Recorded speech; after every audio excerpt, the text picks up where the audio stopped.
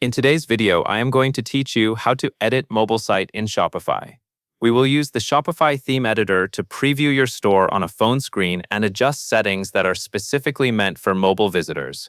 This is important because mobile layouts often need different spacing, alignment, and header behavior than desktop. Start by opening your Shopify admin.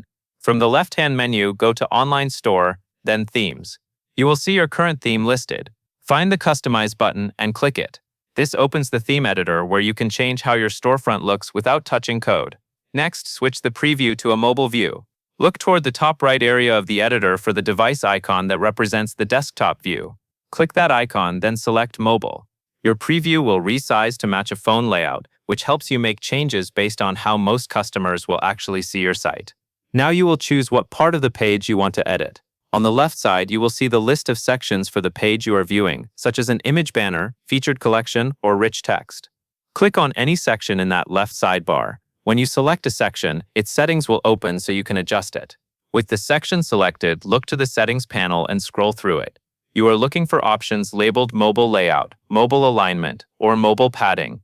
These are the controls that affect how that specific section appears on smaller screens. For example, changing mobile padding can create more breathing room, and adjusting mobile alignment can make text and buttons easier to read and tap. As you change settings, watch the mobile preview update so you can confirm the layout looks clean and balanced. After that, edit your header for mobile.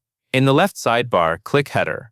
In the header settings, look for options that let you change the mobile logo position or the menu drawer style.